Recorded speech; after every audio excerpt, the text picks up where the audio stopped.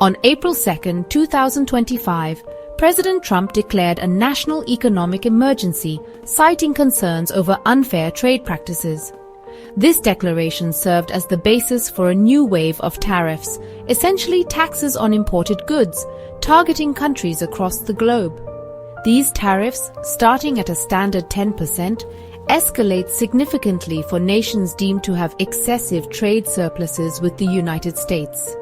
This move marks a significant escalation in Trump's protectionist trade policies that have been a hallmark of his presidency.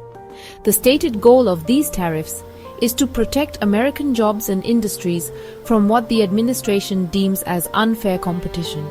However, economists and trade experts have widely criticized these tariffs, arguing that they will ultimately harm American businesses and consumers more than they help.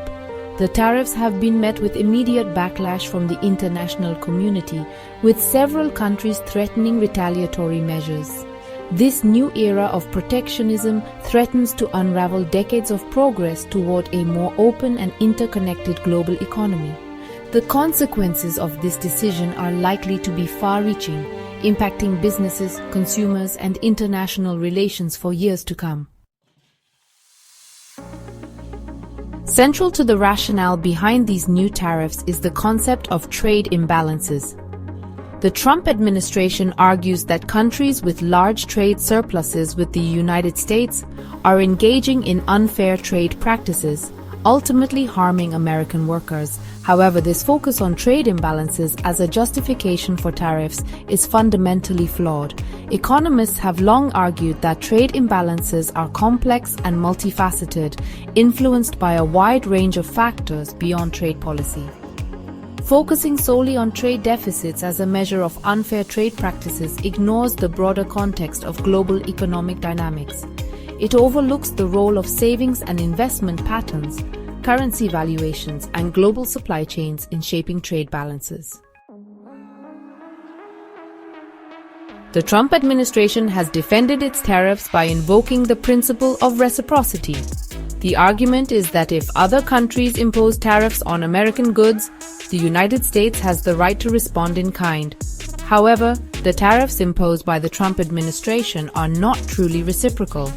They are often set at arbitrary levels, with little or no connection to the actual tariff rates imposed by the targeted countries. For instance, a 50% tariff on a particular good might be imposed regardless of whether the other country's tariff on a similar American product is 5%, 10%, or 20%. True reciprocity would involve matching the other country's tariff rate, ensuring a level playing field for businesses on both sides. The current approach, however, smacks more of retaliation than genuine reciprocity, further undermining the administration's claims of promoting fair trade. Further scrutiny of the administration's tariff report reveals glaring inaccuracies that cast further doubt on the soundness of this policy. One particularly egregious error is the inclusion of uninhabited islands in the calculation of trade imbalances. These islands, devoid of any significant economic activity, are listed as having substantial trade surpluses with the United States, a statistical anomaly that defies logic. This error, along with others, raises serious questions about the rigor and accuracy of the data underpinning these sweeping tariffs. The inclusion of these islands suggests a haphazard approach to trade policy, one driven more by political expediency than by a genuine understanding of global trade dynamics. Section 5. The true cost of tariffs paid by American consumers. The Trump administration's claim that these tariffs will be paid for by other countries is demonstrably false. Tariffs are by definition taxes on imported goods. These taxes are initially paid by American importers, who then pass on these increased costs to consumers in the form of higher prices. This means that American households and businesses are the ones who ultimately bear the burden of these tariffs.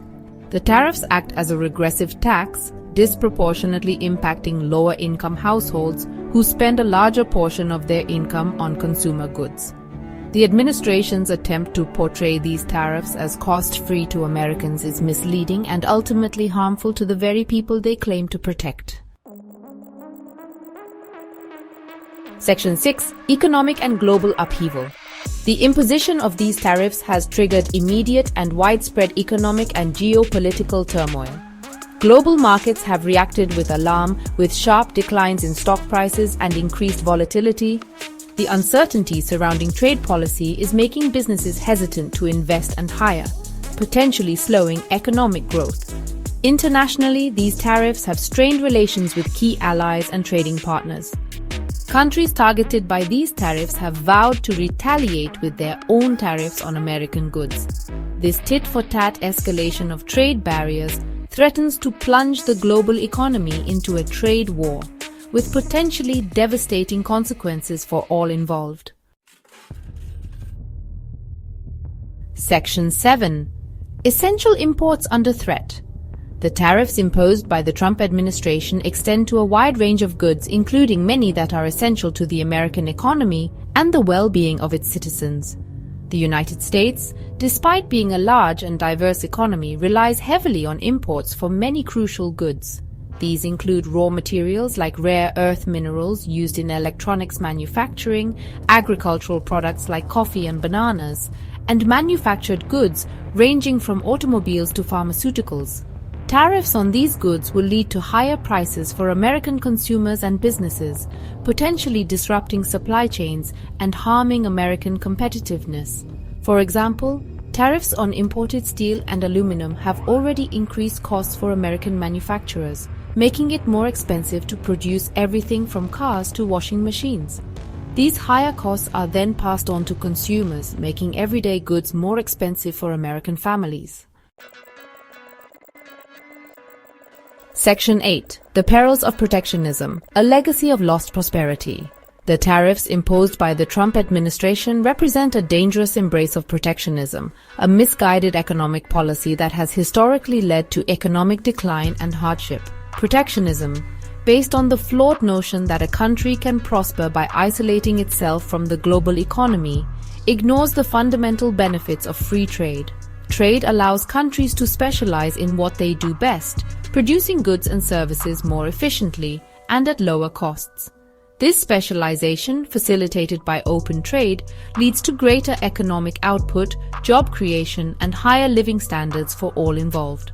By erecting barriers to trade, protectionist policies like these tariffs stifle innovation, reduce competition, and ultimately harm the very consumers they claim to protect.